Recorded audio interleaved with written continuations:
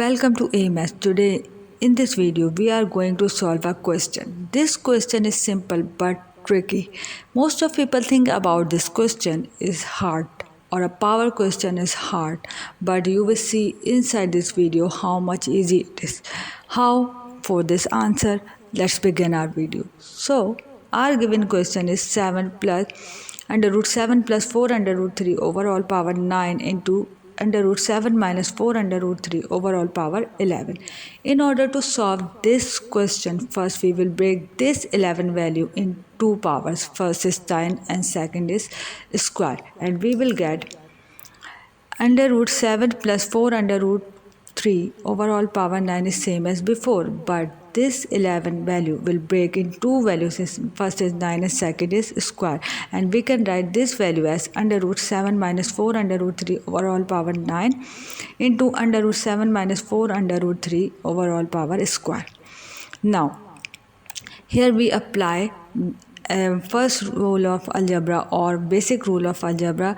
If the bases are equal or its power are equal, then we can write base together or we can add bases together, and we will get under root 4 plus 7 plus 4 under root 3 into 7 minus 4 under root 3 over all 9. It means that we write these two values inside a root or inside a one under root, and this value is same as before. Now you can see that here are two values, 7 plus 4 under root 3 into 7 minus 4 under root 3, and you can see that the two values are in multiplication with different sign.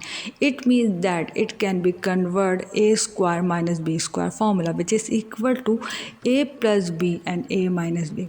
If 7 is a and 4 under root 3 is b, then we can write this expression as under root 7 square minus 4 under root 3 square, and overall power is 9, and this is root and this square value will cancel out, and 7 minus 4 under root 3 will come out from the root.